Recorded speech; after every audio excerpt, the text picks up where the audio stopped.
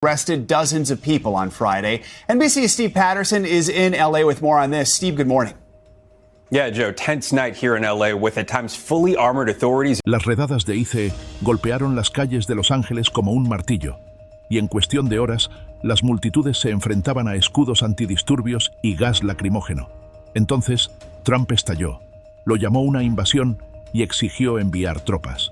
Pero si los manifestantes estaban desarmados y la represión parecía una zona de guerra, ¿quién es realmente la amenaza aquí? Los Angeles. Hello everybody, welcome to the News at 10. I'm Rick Chambers. Major developments during a second day of violent confrontations between protesters and federal agents. Todo comenzó con furgonetas, uniformes y el sonido de botas golpeando el pavimento. Los agentes de ICE entraron a Los Ángeles como si estuvieran invadiendo territorio enemigo. Sus objetivos no eran criminales ni fugitivos peligrosos.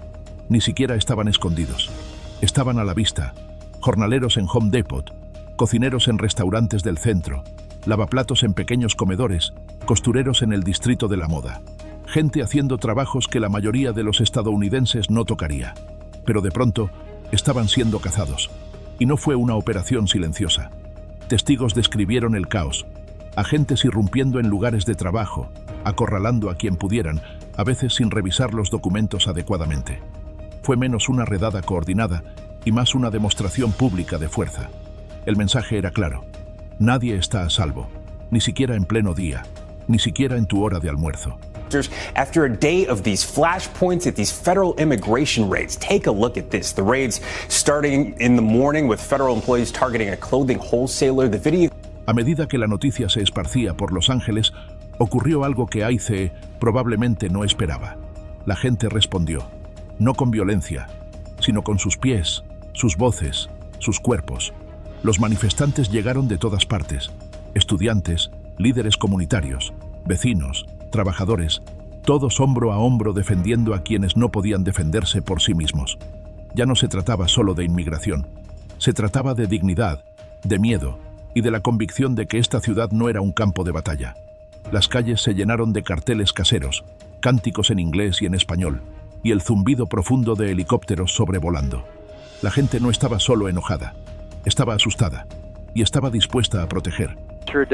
The intersection here, and it looks like they've so far dispersed the crowd quite a bit here. Y luego todo empeoró. A medida que aumentaba la tensión entre los manifestantes y las autoridades, el ambiente cambió. Lanzaron botes de gas lacrimógeno, granadas de humo cubrieron las intersecciones y las sirenas no dejaban de sonar. Al caer la noche, Los Ángeles parecía estar bajo sitio. El fuego danzaba en contenedores metálicos. La policía con equipo antidisturbios bloqueaba las principales avenidas. Aún así, la multitud no se dispersó, mantuvo su posición. No trataban de destruir la ciudad, trataban de salvarla, del miedo, de la militarización, de ser convertida en una zona de guerra por su propio gobierno. Se les veía en la cara. Esto no era solo político, era personal. 118 people in Los Angeles this week, including 44 during operations in downtown and South Los Angeles on Friday.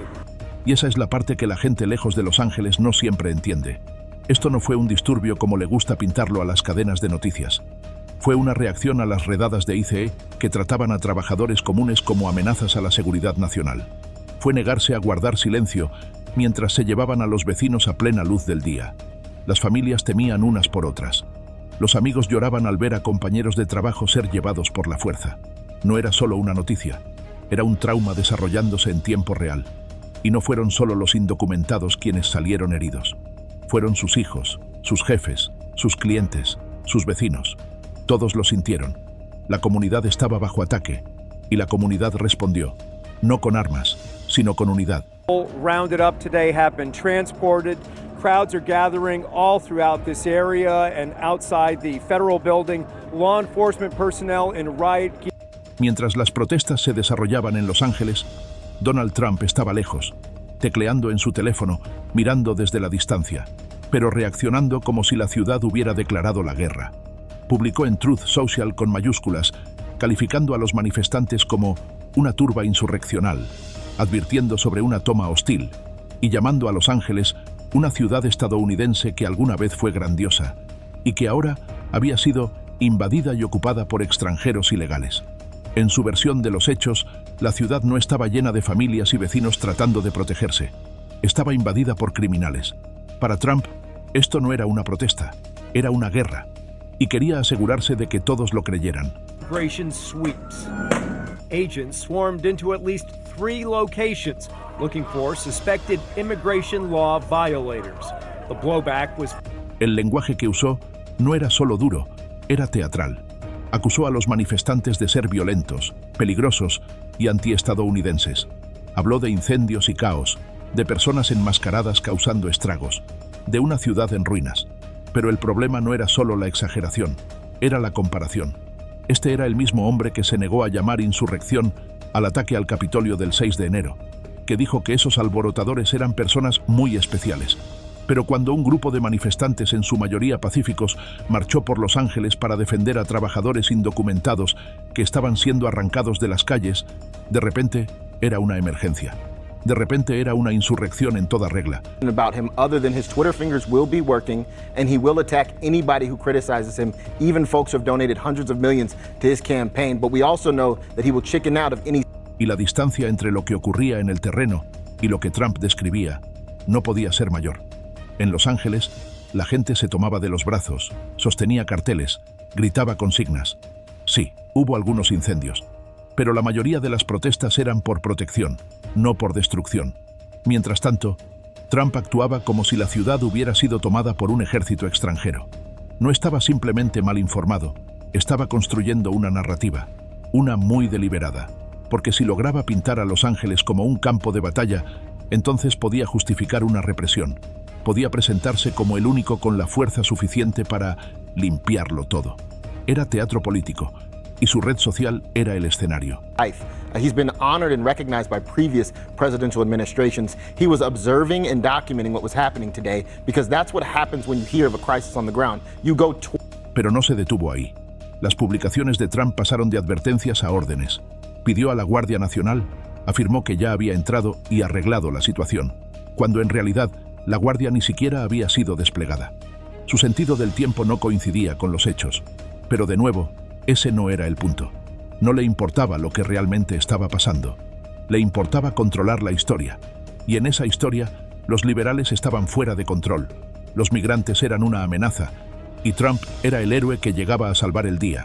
De todas las cosas que dijo Donald Trump durante las protestas en Los Ángeles, una frase se propagó como pólvora. Escupen, pegamos. Era corta, agresiva e instantáneamente viral. Pero no se trataba solo de las palabras. Era el tono, la forma en que lo dijo, como si se estuviera jactando, como si fuera una reacción perfectamente razonable ante lo que él afirmaba que los manifestantes hacían contra las fuerzas del orden. En la versión de Trump, escupir era la nueva forma de agresión de los manifestantes. No ofreció pruebas, ni videos, ni un solo reporte confirmado. Solo lo dijo, y eso bastó para su audiencia. Luego vino la segunda parte. Pegamos. Como si la violencia no solo estuviera justificada, sino que fuera esperada. Esto no era una postura política, no era una estrategia. Era algo que escucharías en una pelea callejera. El líder del Partido Republicano, un expresidente, estaba moldeando la conversación nacional sobre las protestas migrantes de la misma forma en que alguien describiría cómo se resolvió una pelea en un bar. Y a sus seguidores les encantó. Se oían los aplausos en las respuestas de redes sociales. Se veían en memes que repetían la frase como si fuera una insignia de honor. La gente no solo asentía, celebraba la idea de que el gobierno debía devolver el golpe, con fuerza, por escupir. Vale la pena hacer una pausa y preguntarse qué significa realmente eso. En medio de un debate nacional encendido sobre inmigración, derechos civiles y seguridad comunitaria, la respuesta de Trump ante una resistencia pacífica fue alentar la represalia física, no desescalar, no reformar, solo pegamos. Ese tipo de lenguaje no solo enciende tensiones, da permiso. Le dice a la gente que la violencia no solo es aceptable, sino que es la respuesta correcta. Presenta a los manifestantes no como ciudadanos preocupados, sino como enemigos que merecen ser castigados. No es la primera vez que Trump usa eslóganes peligrosos. En el 2020 fue, cuando empieza el saqueo, empieza el tiroteo. Esa frase, tomada de un jefe de policía segregacionista, fue ampliamente condenada. Y sin embargo, aquí estaba otra vez, escalando la situación con otro lema brutal. Él sabe exactamente lo que hace, conoce a su audiencia, y crea o no lo que dice, entiende que ciertas frases energizan a su base. No quieren matices, quieren dominio. Quieren creer que cualquiera que se oponga a su visión de Estados Unidos merece ser silenciado, por la fuerza si es necesario. Lo que hace esto aún peor es que despoja de humanidad a las personas que protestan. No eran alborotadores destruyendo edificios, eran residentes, muchos de ellos de clase trabajadora, tratando de proteger a vecinos indocumentados que estaban siendo arrancados por ICE en pleno día. Pero una vez que Trump redujo la situación a escupen, convirtió a esas personas en amenazas. No humanos, no ciudadanos, solo blancos. Y cuando deshumanizas a alguien, se vuelve más fácil justificar hacerle daño, o dejar que otro lo haga por ti. El comentario de Trump también revela lo desconectado que está de las consecuencias reales de sus palabras. Él no está en las calles. No es quien enfrenta el gas lacrimógeno, el gas pimienta o los vehículos militares. Está sentado detrás de una pantalla, enviando publicaciones incendiarias que lo escalan todo y no resuelven nada. Y para sus seguidores más leales, eso es todo lo que necesitan. Una señal desde arriba de que todo vale. Que si te sientes amenazado, o incluso simplemente irrespetado, tienes luz verde para contraatacar. En un país que ya lucha con la división política, la brutalidad policial y el descontento civil, este tipo de mensaje es gasolina sobre el fuego. No calma, no sana. Alimenta los peores impulsos de quienes escuchan. Escupen, pegamos, no es solo una frase. Es una ventana a una mentalidad que valora el poder sobre la paz y el castigo sobre la comprensión. Y cuanto más fuerte se vuelve, más peligroso se vuelve todo.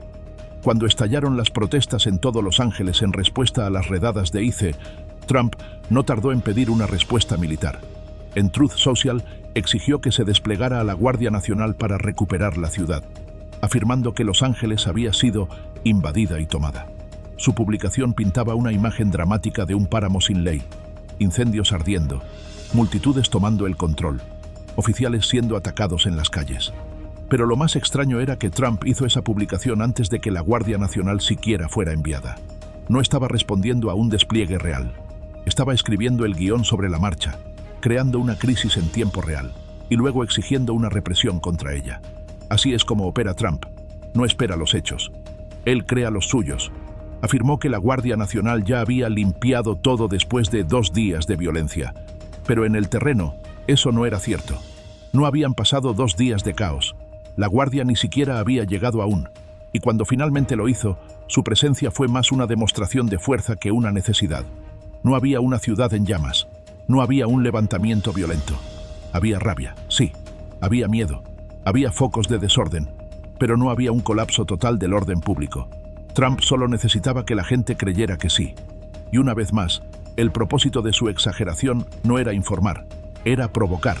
Llamar a las tropas lo hace parecer fuerte ante sus seguidores. Da la impresión de que es el único capaz de restaurar el orden en un infierno liberal. Es la misma táctica que ha usado con ciudades como Portland, Chicago y Nueva York. Las presenta como fuera de control, culpa a los líderes demócratas y luego ofrece soluciones de estilo militar. Todo forma parte del mismo manual, y en este caso, Los Ángeles era solo el último peón de esa estrategia. Lo aterrador es lo normalizado que se ha vuelto este comportamiento. Un presidente o expresidente debería tener cautela al hablar de enviar fuerzas armadas a ciudades estadounidenses. Es un paso enorme, que históricamente conlleva profundas consecuencias. Pero para Trump es solo una publicación, solo otra línea en el feed. Habla casualmente de usar al ejército en suelo estadounidense como si fuera simplemente otra palanca que se puede accionar. Y eso es peligroso, porque incluso si no resulta en violencia generalizada, desplaza los límites de lo que se considera aceptable. Hace que el autoritarismo parezca fortaleza, y sus seguidores responden. Comparten las publicaciones, repiten el lenguaje, piden más.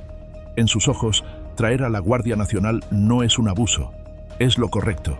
Ven cualquier protesta, cualquier resistencia, como prueba de que el país se les está yendo de las manos, que la única solución es la fuerza. Y Trump alimenta esa creencia con cada publicación. Cuando Donald Trump llamó insurrección a las protestas en Los Ángeles, no fue solo otra elección de palabra dramática, fue un movimiento cuidadosamente calculado. Este es un hombre que aún se niega a aceptar que lo ocurrido el 6 de enero en el Capitolio fue una insurrección real. Según él, ese ataque mortal fue solo una protesta, llena de patriotas que estaban expresando pacíficamente su preocupación por una elección amañada.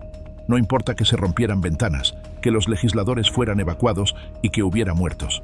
Trump sigue minimizándolo. Pero cuando la gente en Los Ángeles salió a las calles para evitar que ICE detuviera a jornaleros y trabajadores de restaurantes, no tuvo problema en ponerles la etiqueta de insurrectos. Ese es el juego que juega, darle la vuelta al lenguaje según lo que más le convenga.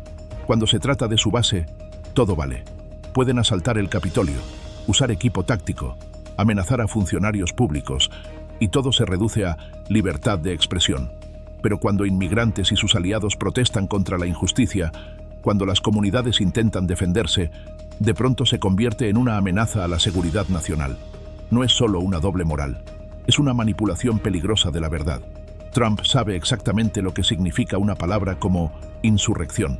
Conoce su peso legal, su carga emocional, y las usa como armas, no para describir la realidad, sino para moldearla. Llamar insurrección a las protestas en Los Ángeles también es una forma de reescribir la historia. Si todo se convierte en insurrección, entonces nada lo es. Si una marcha pacífica se trata igual que un asalto armado al Congreso, entonces lo del 6 de enero ya no parece tan grave.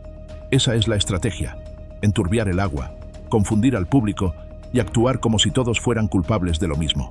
Es una táctica de ambos lados, que borra el contexto, la intención y la responsabilidad. Pero la verdad es que estos dos eventos no podrían ser más diferentes.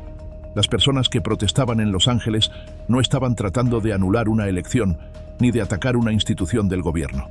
No marchaban con horcas ni gritaban que colgaran a políticos. Estaban respondiendo a redadas que destrozaban familias en pleno día.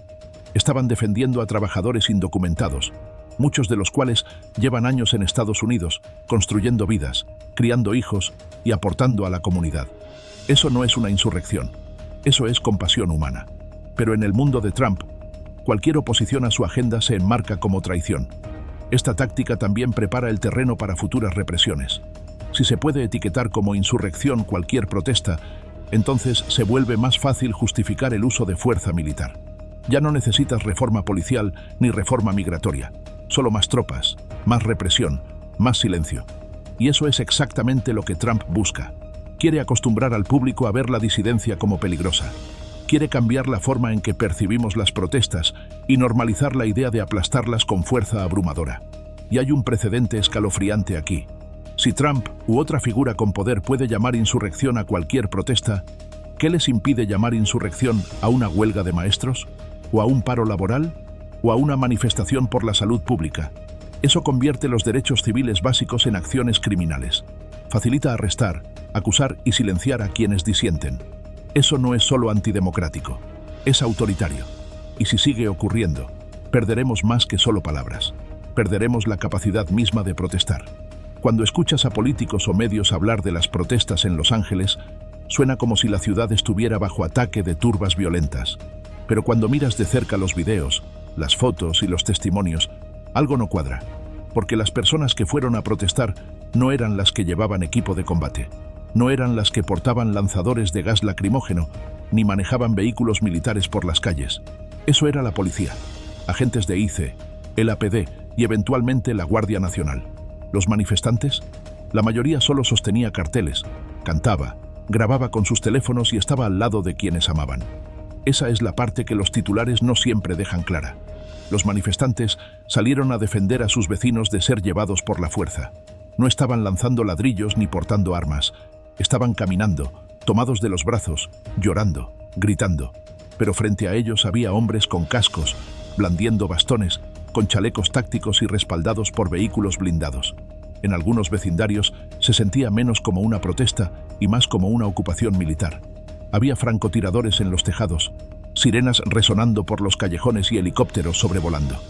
Si no conocieras el contexto, podrías pensar que un ejército extranjero había invadido Los Ángeles. Y aún así, Trump y otros insistían en que eran los manifestantes los violentos, que ellos eran la amenaza, que eran quienes convertían las calles en zona de guerra. Pero por lo que vimos, la verdadera violencia vino de la represión. Los manifestantes fueron arrastrados, azotados, inmovilizados con bridas. A algunos les lanzaron gas pimienta solo por estar demasiado cerca de una acera. A otros los arrestaron simplemente por quedarse quietos en el lugar equivocado. Se cerraron bloques enteros, no por saqueos ni incendios, sino porque la gente se atrevió a alzar la voz. Esto no quiere decir que no ocurriera nada mal. Las protestas son impredecibles, especialmente cuando las emociones están al límite y todo se siente como vida o muerte. Pero la respuesta fue desproporcionada de forma escandalosa. Había cientos de oficiales en equipo antidisturbios enfrentando a adolescentes y abuelas. Agentes de ICE bloqueaban calles con camiones militares solo para atrapar a unos cuantos trabajadores indocumentados. Toda la escena parecía menos control de multitudes y más una intimidación en plena exhibición. Así que, ¿tú qué opinas de todo esto? Déjanos tu comentario abajo.